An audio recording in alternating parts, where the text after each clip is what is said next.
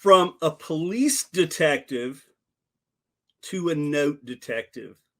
Stay tuned.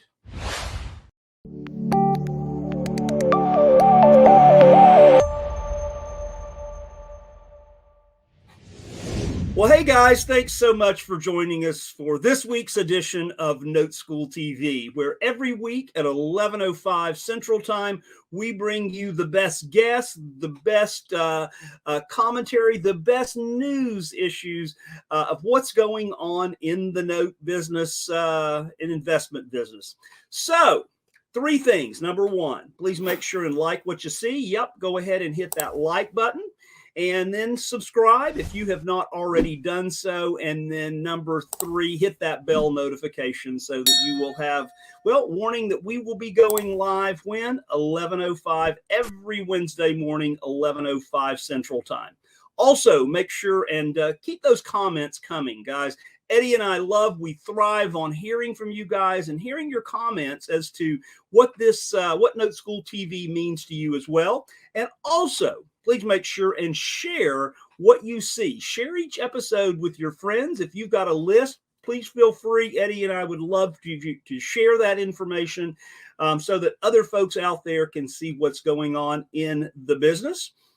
And finally, make sure if you want to know more about what we do at Note School, simply go to noteschool.com/TV. Again, noteschool.com/TV.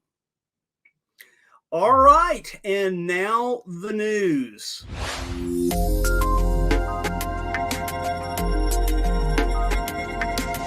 Well, this week, according to Inside Mortgage Finance, there was 3,200 mortgage jobs lost in July, 4,000 mortgage jobs lost in August. Overall, in the last 12 months, 27,000 jobs in the mortgage industry has gone down, down to 267,000 from 294,000 a year ago.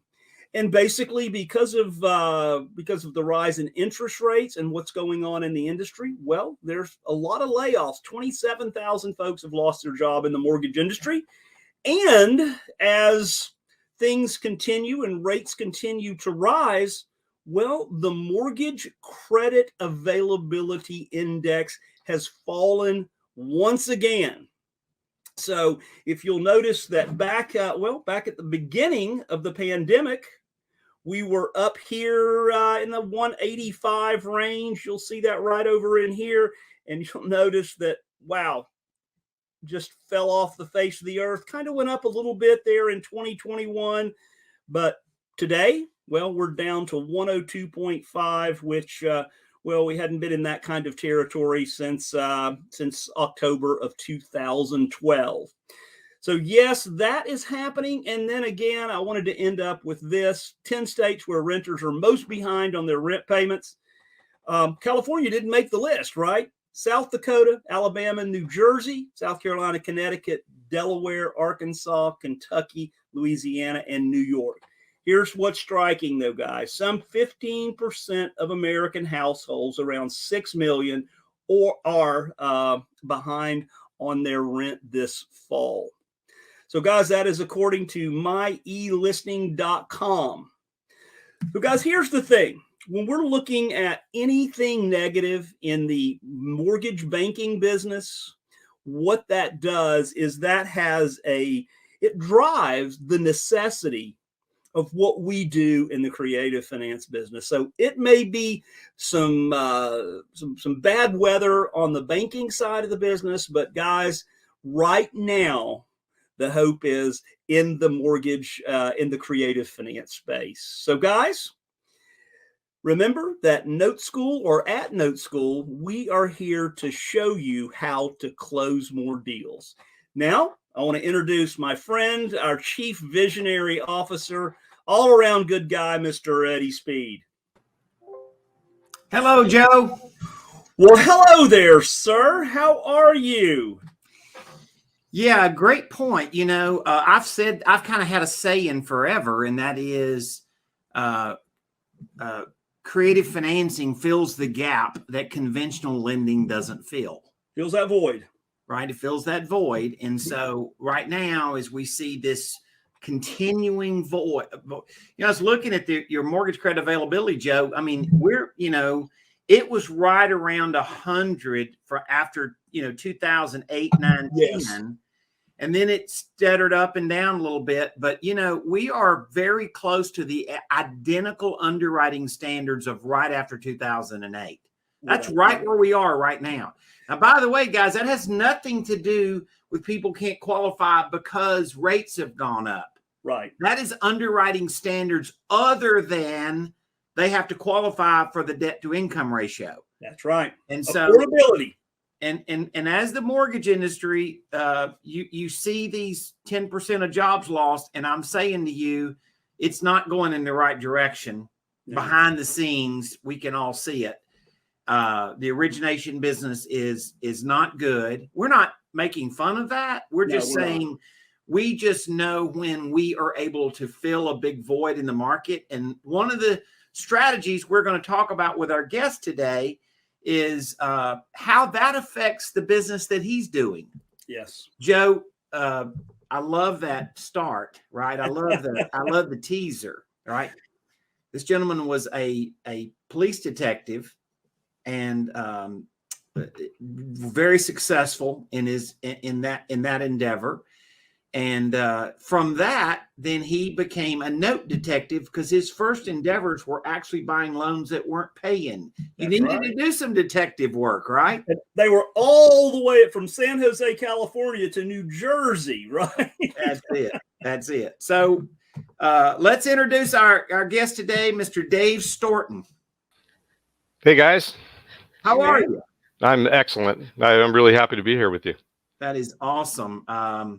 And you really were a police detective, right? I was, yeah. I did 30 years in law enforcement and retired as a financial crimes guy in 2012. Awesome. Well, that's an interesting job in that market, isn't it, Dave? Yes, it was. You were in San Jose, right? I was in San Jose and Apple Land. Exactly. Yeah, I lived right up the street from the spaceship, in fact. Wow. Beautiful area. Listen, I'm going to jump off here. You guys have a blast. I'll see you back in just a few minutes. Do that. Thanks, Joe. So, Dave, let's go down a little bit of the journey here. First of all, I want to congratulate you in being part of Note School. You have been a great addition, and thank you for that. You have been you've come in Note School and been a leader, and you've done many things other than just sit in the seats, right? You've taken things and helped other students, and we thank you for that. I want to talk a little bit about that journey. What was that journey? How did it start, and what did it look like? How did it feel? Well, I can actually back up till kind of right at the tail end of my career. I was looking for something to do after. I have a training business that is not full time, but I wanted to do something in the investment realm and real estate in particular. Mm-hmm. And I did some training, which it was good. It gave me a good foundation, but there was definitely not the support that Note School offers mm-hmm. for that. And at the tail end of my career was right after the 08-09 meltdown. And so I had been seeing a lot of victims of scammers that came in trying to help people. Yeah. And one of the things I noticed, the people who were making money were the lawyers, of course, and I wasn't going to go to law school. And there were some investors that were making a lot of money and they were dumb as rocks. And I thought, you know what, I'm only dumb as a houseplant. I might be able to do something with this. So that's when I kind of jumped into it. And then I was kind of treading water for a little bit because the first training I did was, it was good, but it didn't give me specific direction. Yeah. So I was at a RIA meeting in San Jose, and a fellow by the name of Eddie Speed showed up there, and I was very impressed with you. But being a law enforcement guy, I did my background on you. So yeah. I dove in and, I won't share all your dirty laundry here, but don't say that to the audience now. They may believe you. Okay. No, I didn't find any dirty laundry. It was good stuff and people were doing good things, and you have a fantastic team behind you and support network. And And so I jumped in. I went to a 3-day in Nashville and enjoyed myself there. Took the wife to that. She didn't go to the training. She enjoyed herself around town, and then we went out at night and to the music clubs and whatnot. But and then I partnered up with somebody, and we joined Note School. And one of the things I got from the training is you got to take action. You can't just sit there. Yeah. And so I I immediately jumped into a non-performing note in New Jersey, and I think Joe alluded to that a minute ago here. And shockingly, I made money on that, and it's because I had the support. And there's no possible way I would have jumped into a deal like that without the support of Note School, because you guys were just a guiding light all along the way. Yeah, I think I remember there was a spot that you came on a call with us. Yeah, it was a call, and Kevin Moore spoke about this non-performing note in particular. Yeah. And as it turned out, the guy who was not paying, the borrower, was a retired police chief. So I thought, okay, I could create a personal connection. Well, it turned out the guy died. Yeah. Which is why he was not paying, and the family was all fighting over the money, and the thing was already almost a year into foreclosure. And so I just picked up where it left off, and had the family understand that this was a liability to them and not an asset, because they were fighting over it. Once they realized that, they broke it out of probate, and they argued over everything else, but I ended up with the property. That sounds really scary to a lot of people. You lived in San Jose, California. The note you're talking about, the property was in New Jersey. Right. And of course, New Jersey kind of has a reputation of being very difficult to foreclose. Right. And right. so I see people that's like, that would be two big no's, right? No, I think that's why people were filtering it out. I think that's why it was sitting there on Notes Direct. And but with just a little digging in, is what I think most people didn't realize is that thing was sitting at an attorney's office. Everything was pretty much done. That's exactly right. And that's one of the things that, Kevin went on there and just said, if you're looking for assets, he just talked a little bit about how this thing's, it looks like it's just sort of sitting over there, an opportunity. And is that the one that they miscalculated the loan balance? They did, yes. There were a lot of things not calculated into what the payoff should be. Yeah. And so the payoff ended up being, the calculated payoff was way more than what it was supposed to be. Probably had you gone to foreclosure with the original payoff balance, somebody would have just bought it at the courthouse steps. Right. Possible. There were some issues about with the property, though, so it's about 60. I mean, you would have made good money, but not near the money you did make. Right. Yeah, I did much better when it didn't go and I ended up with the property. Yeah. And that was scary too, because I knew there was a chance of that. But I had the safety net of Note School and Kevin and Joe and you and the team. And so I just worked through it. If I had a question, I could ask it, get it answered pretty quickly. And what was really interesting, Eddie, and that happened a lot on this latest note I did that I entered into the contest this year, is I had all these questions come up and I wrote them down, and I'm getting ready to send them off to content, and I'm listening to the call. Well, other people are working through those same issues, and all my questions are getting checked off, and I didn't have to send in anything. And so I ended up working through the deal without sending anything into content. Because the questions I had, I had the basis of knowledge from doing all of your trainings, of course, but the questions I had got answered by other people asking the same question. Well, I mean, when we do a 3-day class, we have good case studies and good framework of how the business works. Yes. When you're working on specific assets, there's no way you could do any course, and you couldn't even remember it if you did it, because you can't remember something you learned in a course, 9 months later or 19 months later, whenever you need that information. Right. And that's where you've figured out that the coaching is a different deal, right? We're working on real deals, real assets. Our team is extremely experienced. So, I think experience does two things. When you're looking at due diligence or you have a question, kind of a fork in the road, it's interpreting the fork in the road. It's kind of like what you figured out as a detective, right? Right. You got to go determine the fork in the road, and you got to eliminate other things, the noise, and stay focused on that fork in the road. And then, then what is the best plan of action? Like what are the next steps, and what's the most efficient way to do the next steps? And I think that's what you're really talking about. And we've put a lot of emphasis on that. I mean, if you're going to go teach real estate investors to go buy loans that aren't paying, you got to have that level of support. I mean, otherwise you're going to go through a learning curve that's not going to be good to you.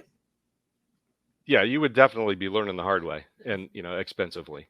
And I'm sure I have not done everything perfectly, but I haven't taken any big hits, and I've done a number of deals. I mean, I have notes in North Carolina, Georgia, Tennessee, obviously, Oklahoma, and some other in Ohio, and everything's going well. I have a couple that are, I love you're saying they got some hair on them.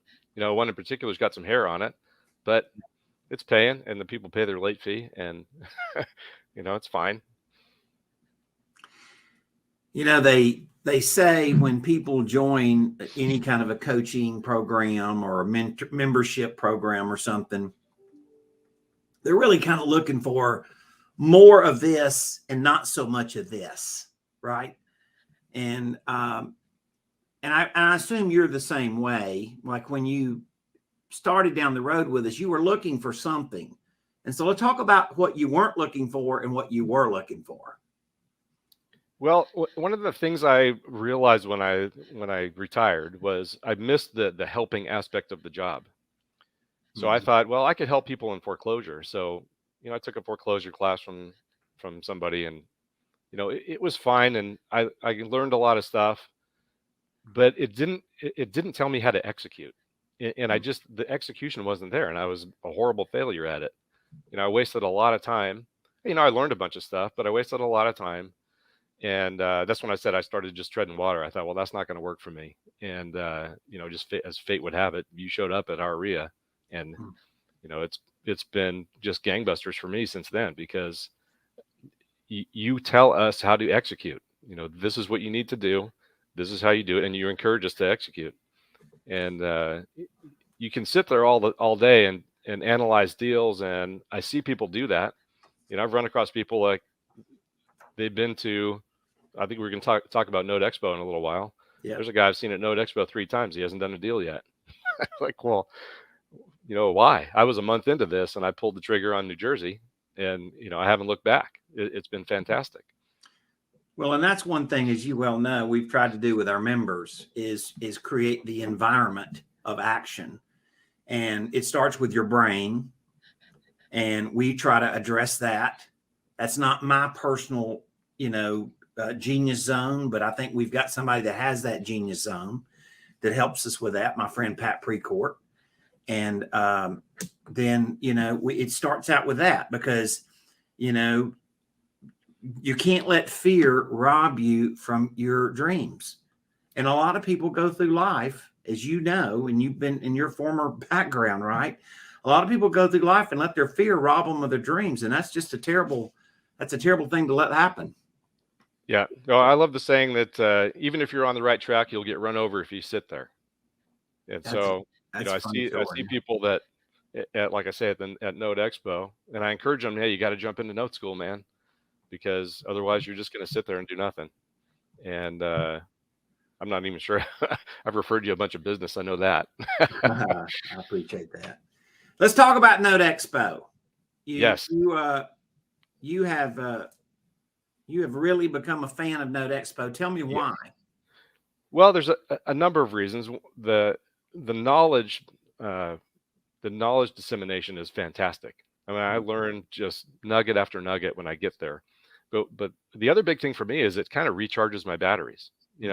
not that my batteries get too low, and I'm a pretty self-motivated guy, but it's just you get there, you're around other people doing investing, around super successful people, and I get to see you in person, and just that energy rubs off, and it's a good battery recharge. And I always come back from that and start digging in and finding more stuff to do. In fact, the deal that that I put in the contest is one that I bought right after Note School or Note Expo. Went to Note Expo. I was really charged up. Came back. I started doing a bunch of research and pulled the trigger on a Notes Direct deal. And it's been an odyssey, but what a cool deal it was. You know, lots of moving parts. I thought it was fun, making a bunch of money on it, and I get to share it with other people now. Well, let's talk about let's watch a little commercial here and talk about what motivated you to go find that great deal. All right.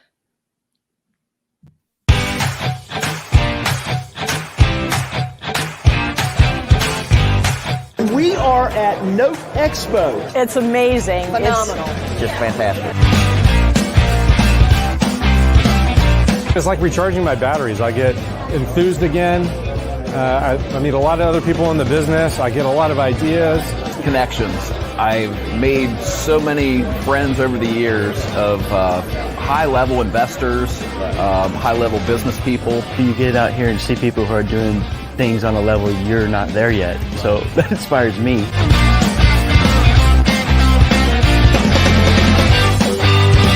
It's been a great event. Lots of good people, lots of opportunities to network, lots of education, and the vendors are great. Meeting all the people here from all over the country, wanting to know about notes. And then the networking is just all crazy. these people has just been stunning. It's like coming home to a family, and there's a lot of smart people here, and everybody's welcome in. It's always good seeing familiar faces. I'm sure it's going to empower me and lead to much better growth. And there really is no other place you can go to figure out what's going on, like in the guts of the industry.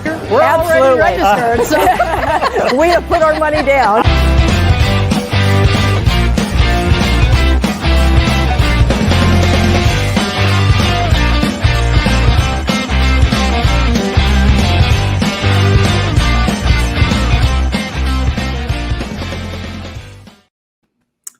And that's coming up pretty quickly, isn't it, Dave? It is. I didn't even realize I made the cut for that commercial. I hadn't seen that yet. You did. You were definitely in that commercial. So Awesome. It was great. I'm bringing my daughter this year. I know. Tell me about that. So she graduated with a degree in accounting, and she went to work for an accounting firm she was interning with. And she has been interested in what I'm doing with this thing, but she's been so busy with school and whatnot. Well, now that she's out in the workforce, and she's, I've been showing her different things, showing her spreadsheets. I've walked her through this deal with the partial I just did, and she's fascinated with it, and she's coming with me this time. Awesome. Take a look at what we're doing. So, yeah.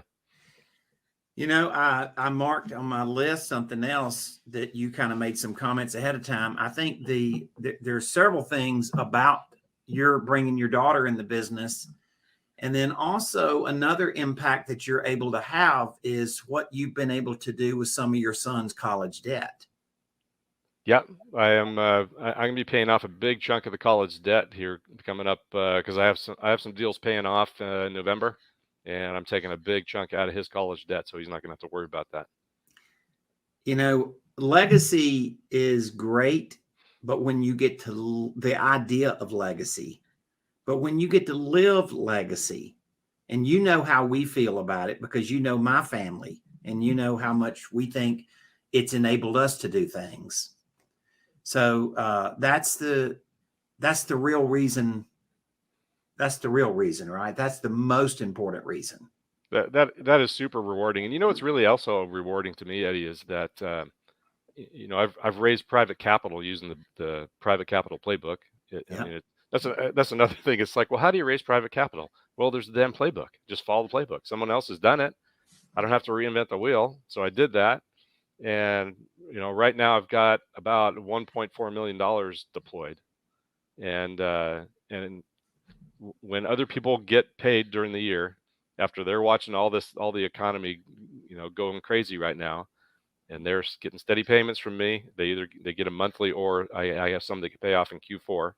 Yeah. And they love it. And sometimes they get worried and call me. I keep in touch with everybody, and I tell them what's happening.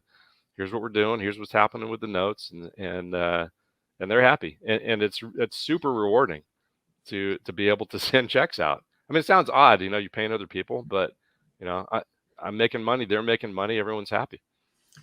Well, you've prepared yourself to be able to do a business where you can take some of their money and give them peace at night, because they don't have to worry about what the stock market's doing, up or down.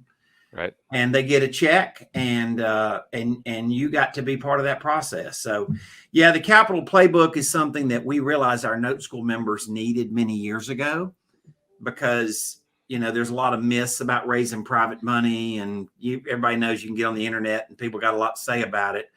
But we had a lot of real experience doing it, and we had developed a process, and we had a lot of students that had done really well with it, and they collaborated with us in developing that playbook. So it's pretty cool. Yeah, super valuable resource for sure. Thank you. Joe Varnador had a lot of work in that, by the way, just so you know. So yeah, he's not surprised. A lot of people were impacted by that. All right, so we got just a few minutes left, and I want you to, Joe, come on with us here. I want you to tell us about maybe a last deal that you did, and kind of just walk us through what that looked like. Yeah. All right. So, like I mentioned, I came off of Note Expo, energized, and I was digging in. I had some private money to use, and I bought a note and it was a performing note at the time in Tennessee, Ridgely, Tennessee. Okay. And I bought that in November of 2019.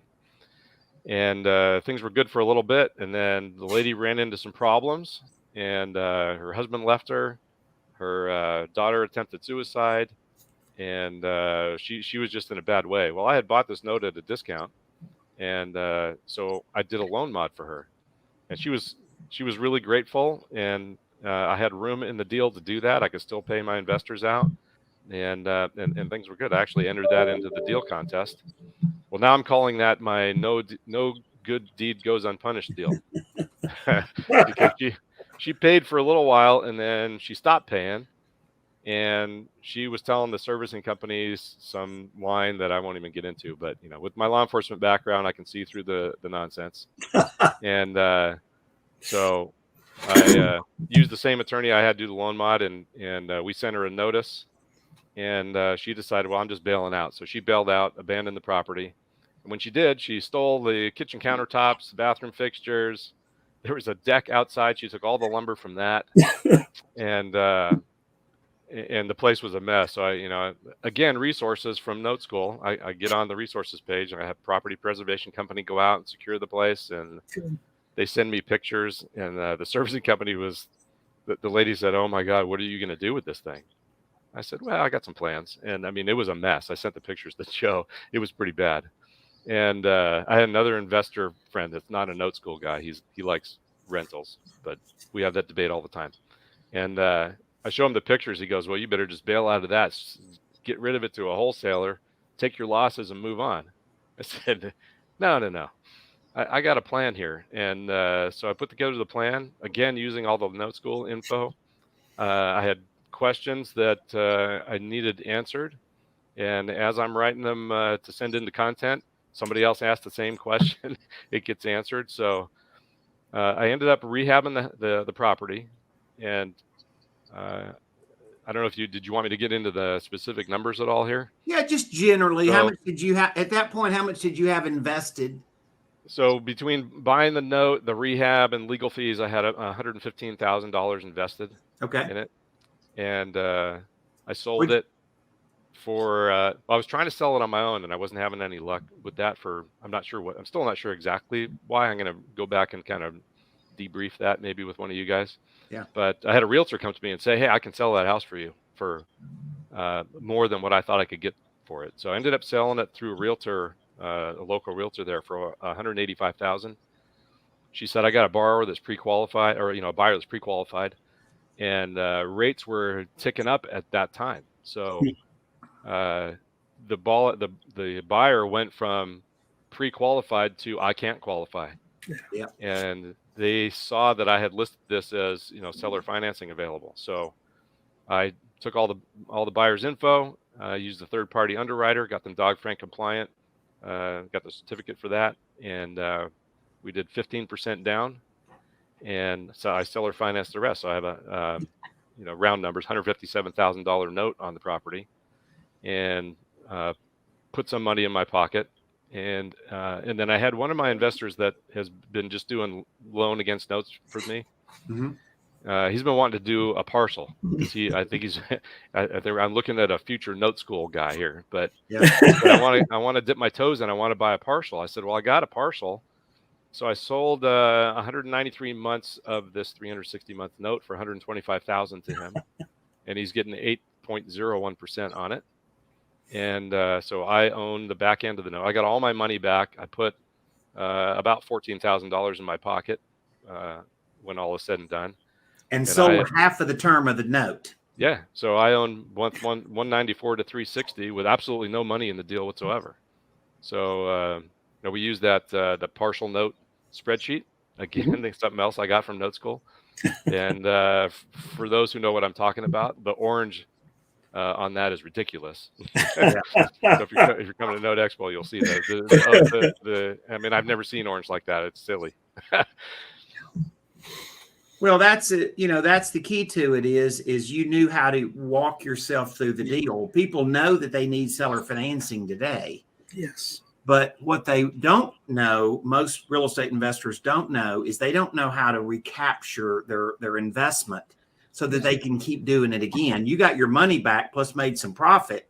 Yep. And I'm going to take a wild guess that you probably have $200,000 income on the back side of this thing. Yep. It's about, I think it's like 189 on the backside. Yeah. And I've already taken what I've made on the front end of that. I mean, I could go on vacation with it, but I've actually got my eye on another deal. Joe was talking about that before the show started, in the fractured closing thing. That's what they call it, right? When they had a deal under contract and they thought people already had the mortgage approved and whatever. And that is becoming an alarmingly high number right now. And that's because, the underwriting's changing and the rates are changing and people can't do it and they need seller financing. Yes. Joe, I wanted to do one fun thing before you end it talking about Note Expo. Yes. So on our coaching calls every week, which Dave's been very a part of, you've heard him mention that. Yep. At the end of the call, I have a little funny thing. I copied it from the mayor of Lukenbach, Texas. We said this one time, and I had a friend that saw it and thought it was funny. And so what he says was, he said at the end of the meeting, I'm out of soap. Yep. And so I kind of adopted that as this is how I'm finishing the call. And so Dave at Note Expo presented me, and I don't know if we can get that. I may not can see it, but he had this soap. Oh, yeah, hold it, just like that. There you go. And it says, I'm out of soap. Yeah, Dave, that must have been 2019 that you brought that to Note Expo and presented that to Eddie as you were coming up on stage there. Yeah, I think it was. Yeah, I think it was. Yeah, I think you had to be part of one of the group discussions. So yeah, that's right. Yeah, Joe, I'm so grateful to you guys. It's and Joe knows I'll send him a text now and again. Hey, I don't have any questions. I just want to say thanks. You're awesome, dude. We love you. I'm super grateful, and I'm looking forward to seeing you guys in person again this year. And honored to have you. Yes, sir. Joe, all right. Note Expo, because as you can hear, if you go, you're going to be able to see our friend Dave Storton. That's right. Amongst others, right? Amongst a lot of others. All right. Well, listen, Dave, we appreciate you. This is your 5th Note Expo. I think your first one was in 2018. And one of the things that I love about what you've done is every year at Note Expo, you recommit every year, and you make a mouse pad, with your goal for the next year, from having a case study to having $1 million invested. And then, so I have, pick it up some. Pick it up some. There you go. There you go. That's it. So my goal. So I write a goal down. I tell my kids the same thing: is if you don't write your goals down, they're wishes. They're just, So that's I right. put my goal. I can see it every day. So my 2022 one was be a deal contest finalist. So Well, I've submitted it. Committee's looking at it, so we'll see.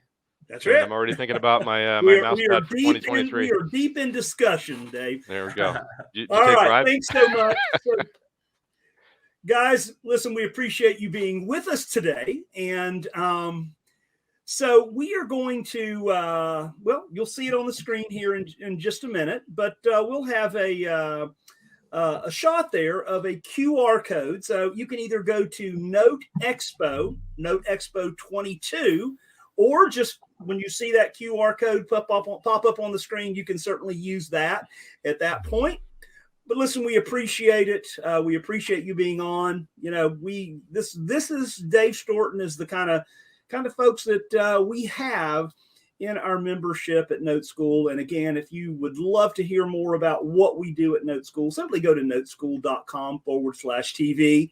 We'll be happy to have a phone call with you, correspond by email, whatever we need to do. And just remember that our motto at Note School is that we show you how to close more deals. With that, we will see you same time, same place next week. Have a good week.